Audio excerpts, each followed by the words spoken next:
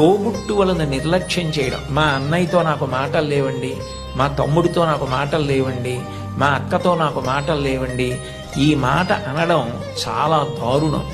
నీ తోడబుట్టిన వాడితోటే నువ్వు సర్దుకోవడం చేత కాని వాడివి సమాజంలో ఎవరితో సర్దుకుంటావు? ఎవరితో శాశ్వతంగా స్నేహాన్ని నెరపగలుగుతావు? నిన్నెవరు నమ్ముతారు? ఎంతమంది వచ్చినా నీ తోబుట్టువులు నీ ఇంటికి రాకపోతే ఏమిటో ఆయన ఊరందరికీ చెప్తారు కానండి, వాళ్ళ తమ్ముడే వాళ్ళ ఇంటికి రాడు, వాళ్ళ అన్నయ్యే వాళ్ళ ఇంటికి రాడు అంటారు. విలితి ప్రసంగం అవుతుంది. తోబుట్టువులతో సఖ్యత ఎప్పుడూ పాటించాలి. ఘర్షణ అన్నది ఉంటుంది.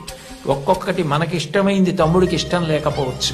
ఏది ఇష్టం లేదో దాన్ని పరిహరించండి. ప్రేమగా ఉండడం, ప్రేమ పంచడం, అందరితో కలిసిమెలిసి ఉండడం బాగా నేర్చుకోండి.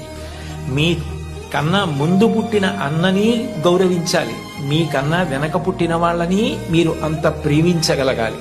ఒక్కొక్క వ్యక్తి యొక్క జీవితం చెక్కబడడానికి కారణం ఒక్కొక్కసారి తోబుట్టువులు అవుతారు.